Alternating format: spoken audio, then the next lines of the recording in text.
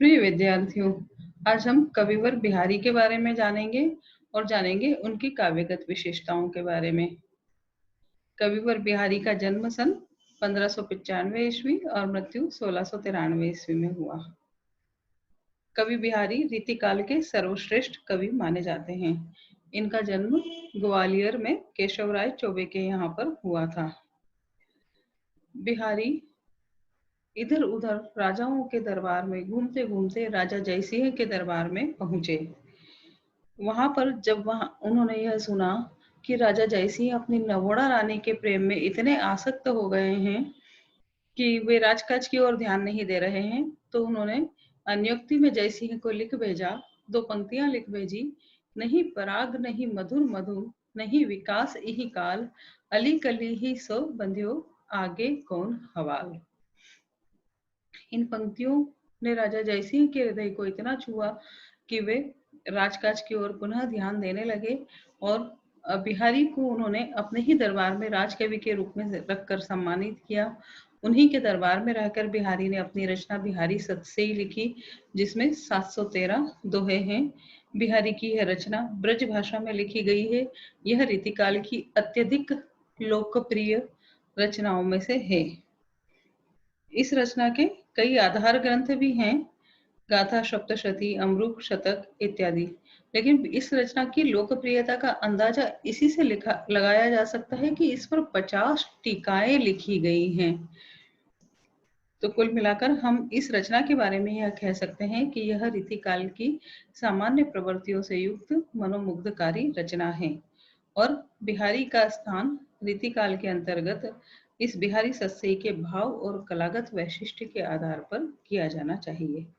अब हम बिहारी की काव्यगत विशेषताएं पढ़ेंगे। आपके अगर एग्जाम में प्रश्न आता है कि बिहारी का काव्यगत वैशिष्ट्य लिखिए, तो भी आपको यही आंसर लिखना है जो अभी हम बात कर रहे हैं। और अगर प्रश्न आता है कि बिहारी के भाव पक्ष एवं कला पक्ष पर टिप्पणी कीजिए, तो भी आपको यही आंसर लिखना है। तो सबसे पहले हम देखेंगे भाव पक्ष संबंधित वैशिष्ट्य। अब जैसे कि अभी अभी हमने सुना कि बिहारी राजा के दरबार में कवि रहे थे, तो जाहिर सी बात है कि उस काल की जो प्रवृत्ति थी या राजश्रय के अंतर्गत रहते हुए कवि को जिस तरह से लिखना पड़ता है, वैसी ही रचनाएं बिहारी के काव्य में भी नजर आती है, वैसी ही विशेषताएं नजर आती है। जैसे कि नायिका का नक्शिक सौंदर्य चित्रण, सांसारिक विलास, नायक नायिका का संयोग वियोग जन्य चित्रण, प्रकृति चित्रण। इसके साथ साथ कवि ने भक्ति और नीति से संबंधित दोहे भी लिखे हैं। तो इनकी रचनाओं की जो प्रमुख विशेषता है, सबसे पहली है नेक्स्ट राजश्रय की प्रधानता। रीतिकाल का कुछ युग ही कुछ ऐसा था कि जितने भी कवि थे लगभग सारे के सारे राजाओं के आश्रय में रहते थे और राजाओं के यहाँ पर सुरा, सुंदरी, संयोग वियोग, युद्ध, यही सब चलता रहता था। तो उनकी वीरता, उनकी श्रृंगारिक चेष्टाएं, इन सबको परिपुष्ट करना एक कवि का कार्य भी होता था, क्योंकि उसकी आजीविका, उसकी यश और कीर्ति इन्हीं सब बातों पर निर्भर करती थी कि राजा उसे कितना सम्मान देते हैं, राजाओं के यहाँ उन्हें कितना पुरस्कार मिलता है। तो जैसे केशव दास है, वो भी हमने पिछले व्याख्यान में बात की थी कि वो भी राजा के दरबार में ही रहे थे। राजा जयसिंह के दरबार में बिहारी रहे हैं, जहां उन्हें प्रत्येक दोहे की रचना पर एक अशर्फी दी जाती थी। और जो पंक्तियां हमने अभी अभी देखी है, नहीं पराग नहीं मधुर मधु, नहीं विकास इही काल, अली कली ही सो बिंध्यो, आगे कौन हवाल, ये इन्होंने वही लिखी है। यह आनंदित कर डुबोने वाला दोहा भी है और चेतावनी देकर जगाने वाला दोहा भी है। अन्योक्ति में इसमें कवि ने अपनी बात कही, जिससे जयसिंह अपने कर्तव्य पथ पर आ गए। बिहारी के भावगत वैशिष्ट्य में दूसरा बिंदु आता है सांसारिक विलासिता एवं कामुकता का चित्रण। रीतिकाल घोर विलासिता और कामुकता का युग था। इसमें लौकिक भावना से युक्त सुरा सुंदरी की श्रृंगारिक चेष्टाओं का चित्रण हुआ था। बिहारी ने भी वह चित्रण अपने साहित्य में किया है। काव्य रचना में वह चीजें नजर आती हैं। नायक की सामंती विलासपूर्ण चेष्टाएं, सघन कुंज, दिन दहाड़े रति क्रीड़ा इत्यादि चित्र बिहारी के दोहों में हमें दिखाई देते हैं। कहीं कहीं तो ऐसा भी होता है कि राजसभा है या भरा हुआ भवन है, वहां भी नायक नायिका अपने प्रेम चेष्टाओं से बाज नहीं आ रहे हैं, जहाँ जैसा अवसर मिलता है वे क्रीड़ाओं का लाभ उठाते हैं। आपने पंक्तियाँ सुनी ही होगी, बहुत प्रसिद्ध पंक्तियाँ हैं। कहत नटत रीझत खिजत मिलत खिलत लजियात भरे भवन में करत है नैनन ही सो बात। माने भरे हुए भवन भी नायक नायिका को वंचित नहीं कर पा रहे हैं कि वह नेत्रों के माध्यम से श्रृंगारिक आदान प्रदान न करे। इसी तरह से राजा जयसिंह की कामुक वृत्ति का चित्रण कवि इन पंक्तियों में कर रहे हैं। प्रतिबिंबित जय साहि दुति दीपनी दर्पण धाम सब जग जीतन को करियो काय व्यूह मन काम। अगली विशेषता हम देखेंगे नक्षिक वर्णन। ये परंपरा से चली आ रही थी उस समय के काव्य में, प्राचीन काल में भी थी यह, कि नायिकाओं का नक्षिक सौंदर्य चित्रण माने संपूर्ण शारीरिक अंगों का सौंदर्य चित्रण कविगण किया करते थे। नायिका की कमर, नाभि, बाहें, ग्रीवा, होठ, नासिका इत्यादि समस्त का चित्रण कविगण अपने साहित्य में करते थे। बिहारी ने भी अपने दोहों में नायिका का चित्रण किया है, नायिका की सुंदरता का चित्रण किया है। उनकी नायिका कहती है, रस सिंगार मंजनु किए कंजनु भंजनु देन अंजनु रंजनु हूँ बिना खंजनु गंजनु नैन। नायिका के नेत्रों का चित्रण इन पंक्तियों में है। इस प्रकार से कुछ करना। नायिका भेद वर्णन। ये नायिका भेद वर्णन रीतिकाल की एक प्रिय विषय वस्तु रहा है। उम्र के अनुसार नायिका भेद, जैसे मुग्धा, मध्या और प्रौढ़ा, माने जिसकी उम्र 14-15 साल तक की है वह मुग्धा नायिका हुई, 15 से 35 साल तक जिसकी उम्र है वह मध्या हुई, और उसके बाद की उम्र की नायिका प्रौढ़ा हुई।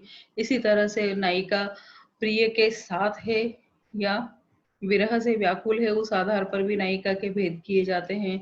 कहीं किसी नायिका को रूप गर्विता, कहीं जिसका प्रेम खंडित हो गया हो तो उसे खंडिता नायिका, और इस प्रकार से अलग अलग भेद किए गए हैं। बिहारी ने भी नायिका के इन भेदों पर अपनी कलम चलाई है। उनकी नवयौवना नायिका का जहां उन्होंने चित्रण एक और किया है, दूसरी ओर उनकी नायिका विरहोत्कंठिता नायिका भी हमें दिखाई देती है, जो कि इन पंक्तियों में स्पष्ट दृष्टव्य है। विरहोत्कंठिता माने जो अपने प्रिय के विरह में उत्कंठित हो, अत्यधिक व्याकुल हो, अत्यधिक बेचैन हो। इत आवती चली जात उत चली छसातक हाथ चढ़ी हिंडोरे सी रहे लगी उसासन साथ। विरह में नायिका इतनी व्याकुल है कि वो श्वास लेने के साथ साथ आगे और पीछे 6-7 कदमों तक डोलती रहती है। हालांकि यहाँ अतिशयोक्ति अलंकार भी है, लेकिन फिर भी हम यहाँ हमारा ध्यान इस पर केंद्रित है कि इसमें नायिका की विरह व्यथा का चित्रण कवि कर रहा है। अगला बिंदु जो हम देखेंगे वो है संयोग श्रृंगार वर्णन। रीतिकालीन कवियों की भांति बिहारी ने अपने साहित्य में संयोग और वियोग दोनों ही पक्षों का हृदय स्पर्शी चित्रण किया है। श्रृंगार की प्रधानता के कारण ही रीतिकाल को आचार्य विश्वनाथ जी श्रृंगार काल भी कहते हैं। तो नायिका के रूप सौंदर्य का चित्रण, नायक नायिकाओं की क्रीड़ाओं का चित्रण, उनकी आंखों की गुफ्तगू, उनका वन विहार, जल विहार इत्यादि का वर्णन कवि ने संयोग श्रृंगार में डूब कर किया है। गुरुजनों के बीच में बैठकर भी नायक नायिका आंखों ही आंखों से इशारे करके बात करने में बाज नहीं आते हैं। उसी प्रकार से उनके प्रेम भाव, उनके हाव भावों का भी चित्रण कवि करता है। कवि कहता है, बतरस लालच लाल की मुरली धरी लुकाए सोह करे भोहन हसे देन कहे नटी जाए। संयोग श्रृंगार का जहां एक और कवि ने चित्रण किया है, वहीं उसके काव्यों में वियोग श्रृंगार का चित्रण भी बड़ी आसानी से दिखता है, सहज सुलभ है, बड़ा सुंदर चित्रण कवि ने किया है। नायक नायिका के बीच में प्रेम होता है, लेकिन फिर भी किसी कारण से उनका मिलन नहीं हो पाता है, वहां वियोग श्रृंगार की स्थितियां पैदा हो जाती है।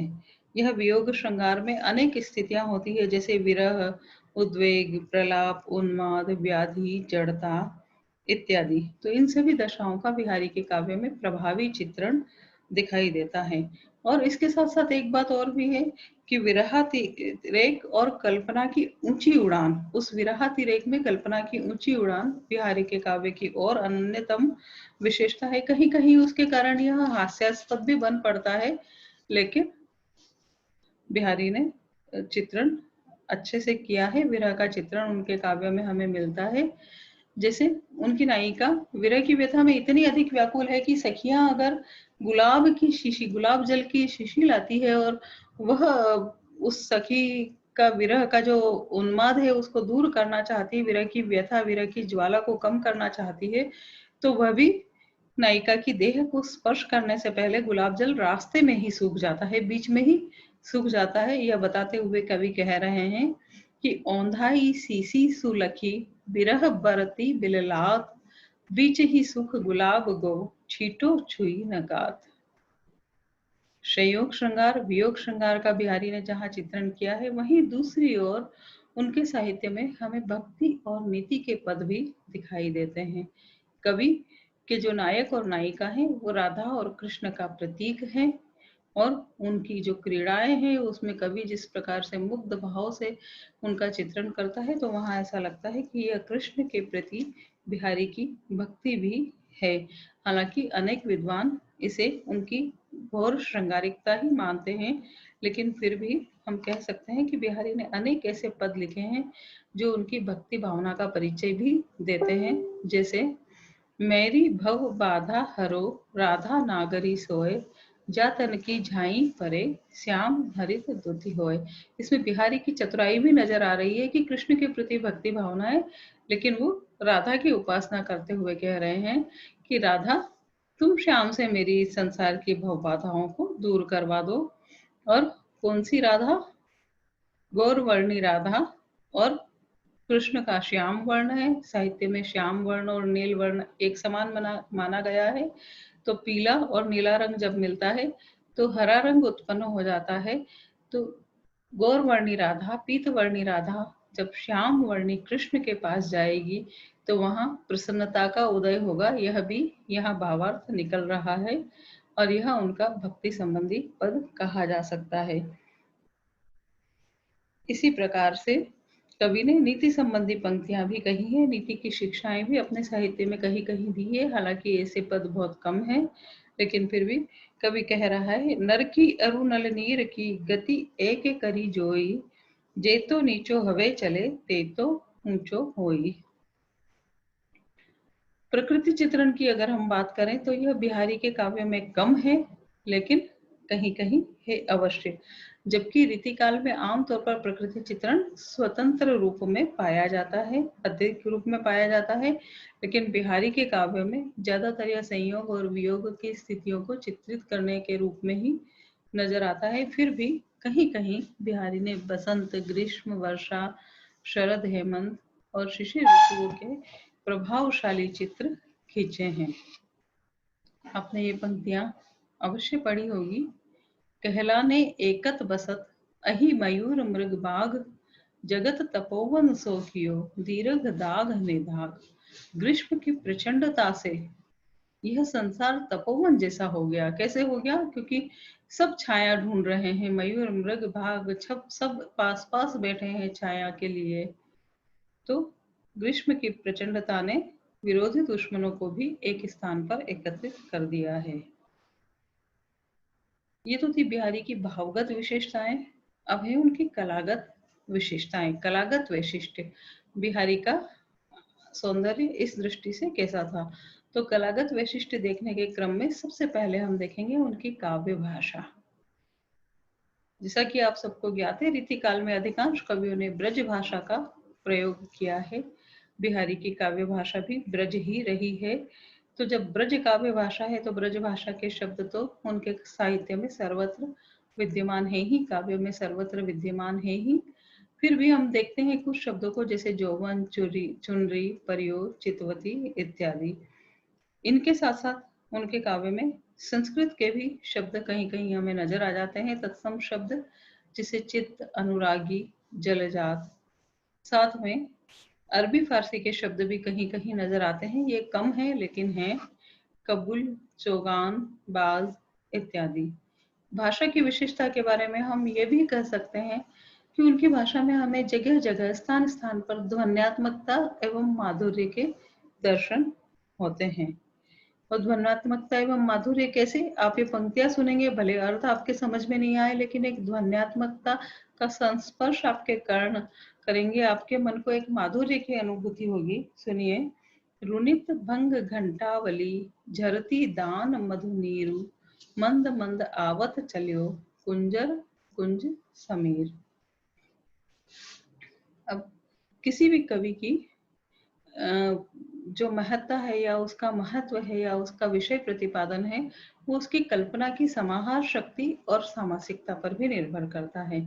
बिहारी के लिए यह कहा भी गया है, हालांकि बिहारी ने दोहे लिखे। दोहा सबसे छोटा छंद है साहित्य में, सबसे कम मात्राओं वाला, 24 मात्राओं वाला छंद है। लेकिन उनके दोहों के बारे में यह कहा गया है, एक तो गागर में सागर में भरते हैं, और दूसरे सत सैया के दोहरे ज्यों नावक के तीर, देखन में छोटे लगे घाव करे गंभीर। यानी सीधी ये बात कहते हैं, जैसे तीर कमान से निकलकर सीधा घाव कर देता है, वैसे बिहारी के दोहे भी सीधे सीधे लक्ष्य तक पहुंच जाते हैं। और इसका एक उदाहरण हमने प्रारंभ में देख ही लिया कि राजा जयसिंह किस प्रकार अपने भोग विलास से बाहर निकलकर आ गए थे बिहारी के दोहे के कारण। तो और दूसरी बात ये भी है, वो इस तरह से शब्दों का प्रयोग करते हैं या उनकी भाषा में इस तरह से सामासिकता दिखाई देती है कि उनका एक एक शब्द अपने आप में इतनी चीज लिए होता है, इतनी बात लिए होता है कि उसकी कई कई पृष्ठों में भी हम व्याख्या कर सकें। उनकी सामासिकता का एक सबसे सुंदर उदाहरण ये पंक्तियां हैं। कहत नटत रीझत खिजत, मिलत खिलत लजियात, भरे भौन में करत है, नैननी ही सो बात। यहाँ कहत शब्द का अलग अर्थ है, नटत का अलग है, रिझत का एक पूरा संदर्भ है, खींचने का पूरा संदर्भ है। इस प्रकार सामासिकता और सरलता, ये दोनों एक साथ बिहारी के काव्य में ही देखने को मिलता है। काव्यगत विशेषताओं के क्रम में, शिल्प पक्ष के क्रम में हम अगला बिंदु जो लेते हैं वो है आलंकारिक विधान। रीतिकाल के समस्त कवि यो तो अलंकारों को अपने काव्य में बड़ी विशाल हृदयता के साथ स्थान देते हैं। अलंकार उनके काव्य का स्थायी अंग है, उसके बिना वे काव्य मानो रच ही नहीं सकते। कवि केशव दास ने तो अलंकारों की महत्ता बताते हुए कहा भी है, यद्यपि सुजाति सुलक्षणी, सुबरन सरस सुवृत, भूषण बिनु न बिराज ही, कविता वनिता मित। न तो सुंदर स्त्री आभूषण के बिना अत्यधिक शोभा देगी, न कविता। दोनों के लिए ही आभूषण या अलंकार अनिवार्य है। बिहारी ने भी अपने साहित्य में, हालांकि वो अलंकार कहीं ठूसे हुए, जबरदस्ती भरे हुए नहीं लगते हैं, लेकिन फिर भी अलंकारों का बहुत सुंदर प्रयोग बिहारी ने किया है। ये अलंकारिक वर्णन अनिवार्य भी है मानो उनके साहित्य में, क्योंकि ये कहने का एक खास ढंग है, कहने की एक प्रणाली है।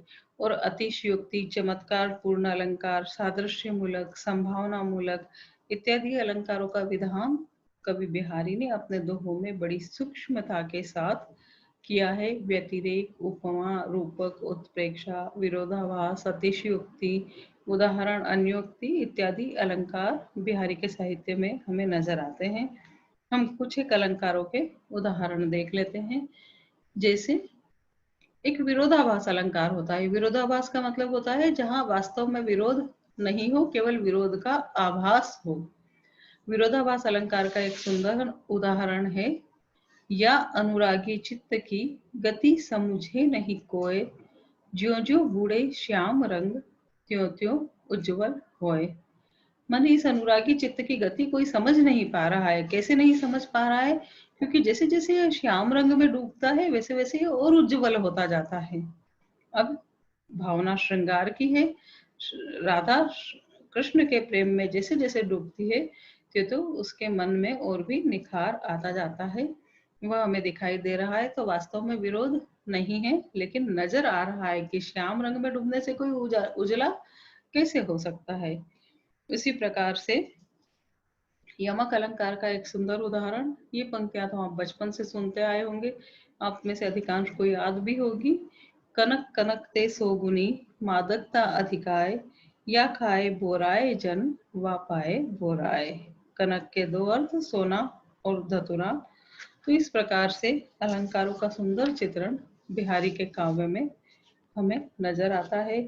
इसके अलावा कल्पना की ऊंची उड़ान उनके दोहों में हमें नजर आती है। उनकी समासात्मक शैली अद्भुत है, अपूर्व है, अनुपम है। इन सब का चित्रण बिहारी ने अत्यंत कुशलतापूर्वक किया है और इस प्रकार से हम देखते हैं कि इन विशेषताओं के आधार पर निसंदेह बिहारी रीतिकाल के सर्वश्रेष्ठ कवि सिद्ध होते हैं। बिहारी की व्याख्या के ऊपर भी मैंने आपको पीडीएफ के नोट्स बनाकर भेजे हैं, लेकिन फिर भी व्याख्या एक ऐसी चीज है जो समझाने से या सुनने से ज्यादा समझ में आती है। तो मेरा अगला वीडियो लेक्चर उसी पर केंद्रित रहेगा। आप इस प्रश्न को याद कीजिए, इसके पॉइंट्स याद कीजिए और लिख कर देखने का प्रयास कीजिए। कुछ चीज समझ में नहीं आए तो आप व्हाट्सएप पर मैसेज करके मुझे पूछ सकते हैं। आज के लिए इतना ही। धन्यवाद।